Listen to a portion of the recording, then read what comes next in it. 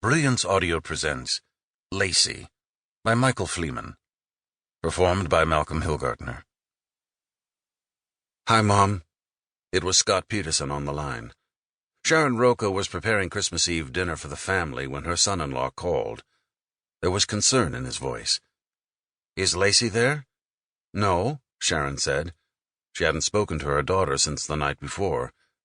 "Well," said Scott, "she's missing." The wording was peculiar. Laci was missing. Not gone, not out. Then a horrible feeling overcame her.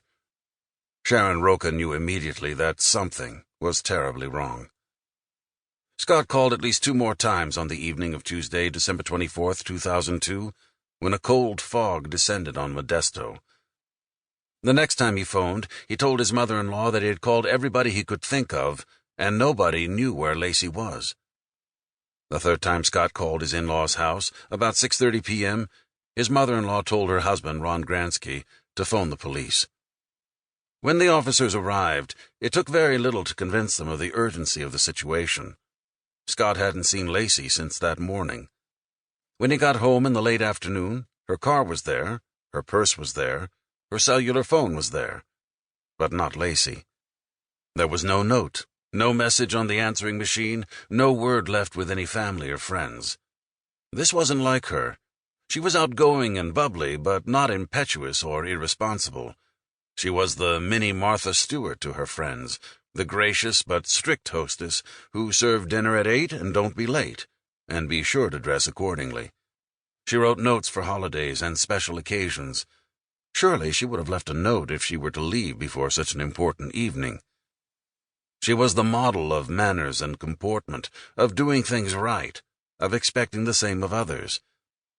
She was also 8 months pregnant, with their first child, a boy, whom they planned to name Connor.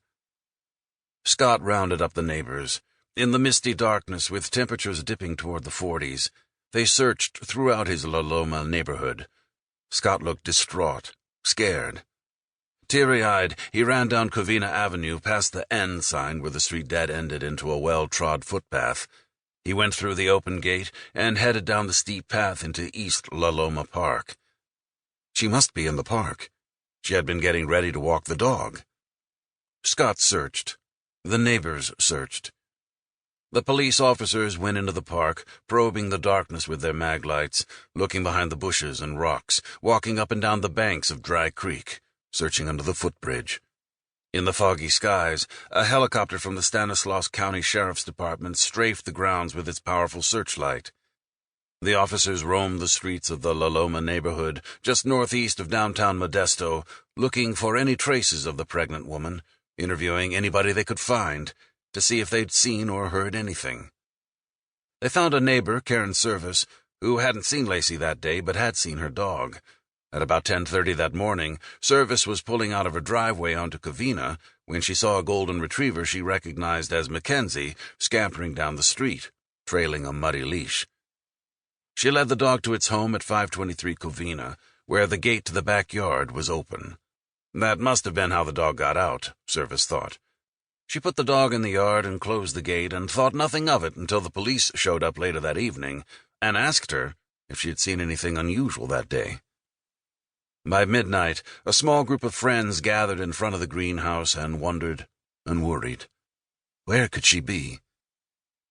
The next morning, Christmas Day, Scott called his parents down in San Diego. They had always been fond of Laci.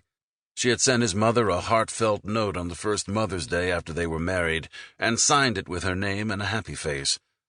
Her mother knew it was her son calling because she recognized his voice, but she couldn't understand him. He was crying, blubbering, incomprehensible, save for a single word. Laci. The little greenhouse at 523 Covina sat a block and a half from where the tree-lined street hit a fence of gray, weathered wood.